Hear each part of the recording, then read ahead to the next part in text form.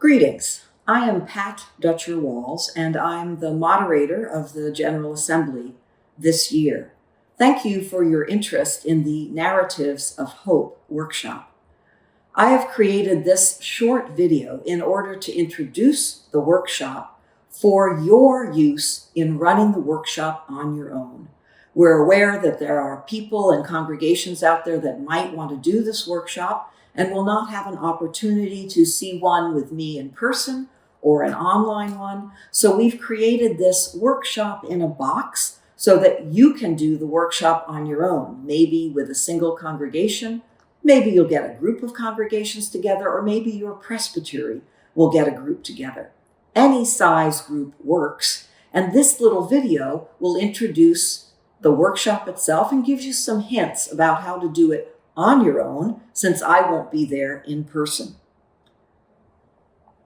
The workshop you run will follow the same outline as the workshop as if I were there in person, or the online workshop I did. And that will be basically in 3 parts. The first part is an introduction. You will watch that introduction in the video that's also on the web page. It runs about 38 minutes, and you'll watch that together as a group. That's the introduction to the workshop. Then you will break your group into small groups to do the actual Bible studies. And I'll say a word later about breaking into small groups. But that's really the heart of the workshop. It'll take about an hour or so in those small groups, and you'll do that when you run the workshop on your own. And then finally, the third part is getting those small groups back together again as a large group and getting feedback from those small groups so that everybody in the room can hear what the small group said and did when they studied the Bible passages. And I'll say again, a word later on about that feedback. A couple of things about adapting this workshop for your use on your own. When you look at the introductory video, that 38 minute thing, there'll be a couple of places which don't really apply to your use as a small group on your own. That video was made for an online workshop that I did that had 40 people online. So it was a quite large group. Everyone was online. So you'll see one place, or you'll hear one place on that, which won't apply to your experience, particularly if you're only a single congregation. Perhaps a session and a few of your lay leaders are doing the workshop together. In that video, I talk about hearing experiences from other congregations during the feedback. Of course, if you're doing this alone as a single congregation, that element won't be there. However, you will hear feedback from the people who have gathered in your congregation. So it's very important to hear that feedback. So do listen well when your small groups give that feedback. Another thing you'll hear in that introductory video that was created for that very large group is I talk about in the feedback time hearing only 1 or 2 pieces of feedback from each of the groups. That was because with 40 people, we ran 7 feedback groups, and we just didn't have enough time for each group to give us many pieces of feedback. So we asked for just 1 or 2 from each group.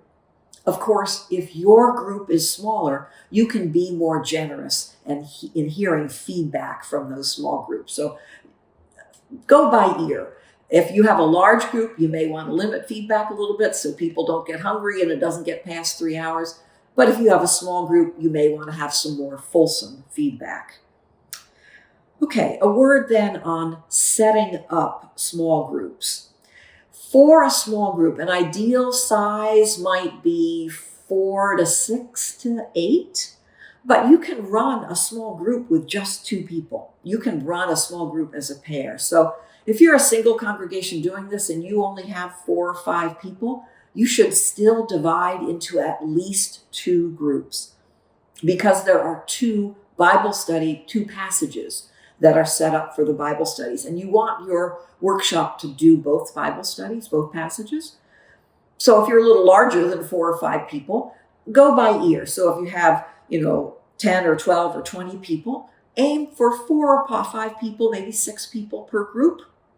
One thing I would say that is when you start out, you'll be probably in a large room, maybe a sanctuary or a fellowship hall, to listen to the introductory video. It's probably a good idea not to run all the small groups in that same hall because the noise really gets overwhelming. Leave 1 or 2 groups in the main hall, and then maybe some other groups could use a Sunday school room. Divide them up a little bit just for the noise control.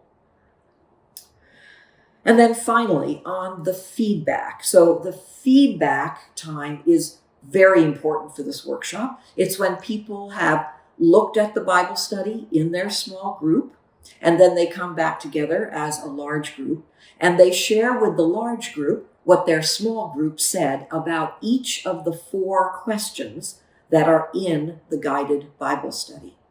And you want to make sure you give good amount of time to hearing that feedback, because that is, in my experience in doing this workshop, it's in that feedback time when you hear from the whole group that people begin to get inspired about narratives of hope and possibility. And they hear something, another idea a member of their church has about something they could do, or they hear something from another congregation and think, oh, we could do that. So that feedback time really is a moment, I think, or could be a moment of inspiration. So you want to be sure to do that carefully. The other thing about that feedback is that I, as the creator of this workshop, and the National Church is eager to hear what your small groups come up with and what is said into the large group when you gather that feedback together. So we do want someone, or maybe it might be several someones, to take good notes about the feedback that comes at the end of your session together. And then we're going to ask you to send that feedback to us. And to make that easy for you, on the web page for this Narratives of Hope workshop, you will find 4 feedback forms, 1 for each question.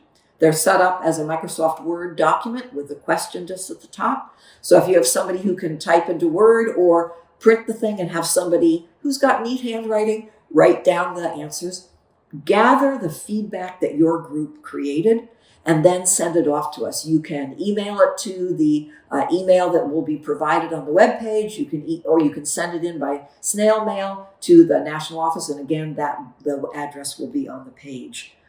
I will get all of that feedback for my files, and I am sending all of the feedback from every workshop I do onto the working group on Narratives of Hope and Possibility, because they're the overarching group that has asked us to do these workshops. And they are eager to hear what is happening in local congregations and presbyteries. That really is helping their work, and it's helping my reflections as moderator.